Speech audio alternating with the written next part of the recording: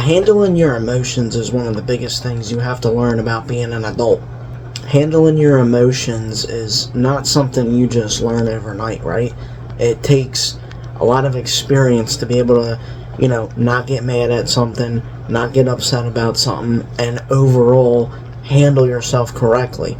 Because there's a lot of quote unquote adults out there that cannot handle their emotions and get themselves into far worse trouble than what they originally were doing. You're battle tested every day on your emotions, right? You get up, you go to work, you got to fill your gas tank up in your car, right? And somebody cuts you off. A normal person just goes and they move on with their day. A person that can't handle their emotions would get out of their car, go up to the person and say, "What the fuck are you doing?" You know what I'm saying? Like, handling your emotions is extremely important, especially when it comes to your physical health, your mental health, your financial health. Financially, right?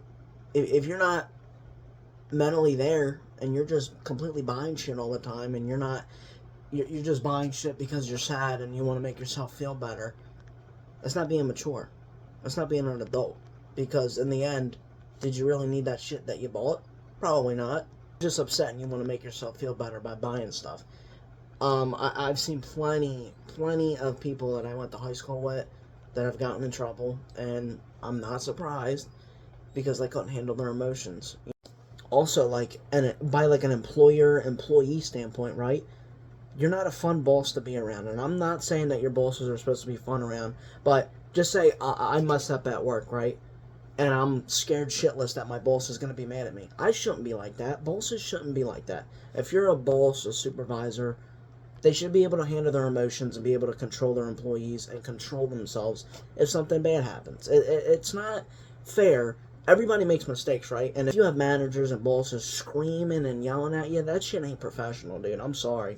And managers with a bad fucking attitude to begin with, or wondering why their company doesn't have any employees, you are the sole problem because you can't control yourself. And most employees aren't going to put up with that shit. You start yelling and screaming at somebody because they messed up. Everybody makes mistakes. Also, you're just not a fun person to be around. Like, I've had plenty of friends where they can't handle themselves. We're out somewhere, someone says shit, they say shit back. It's like, just grow up, dude. We're not in high school anymore. You're not fun to be around when you're constantly, acting like this big fucking tough guy. You're not fun to be around. The loudest guy in the room is not the toughest guy in the room. And you know why I'm talking about this topic today is because I got mad that me and my family aren't going to Texas Roadhouse tonight. I know it sounds like bullshit. I sound like a spoiled, privileged 22-year-old person. I was mad. And then I was sitting back, I was watching YouTube, and I'm like, Mike, why are you so mad? You're mad that you're going to a restaurant when there's actual people out in the world that are struggling. I wasn't handling my emotions correctly.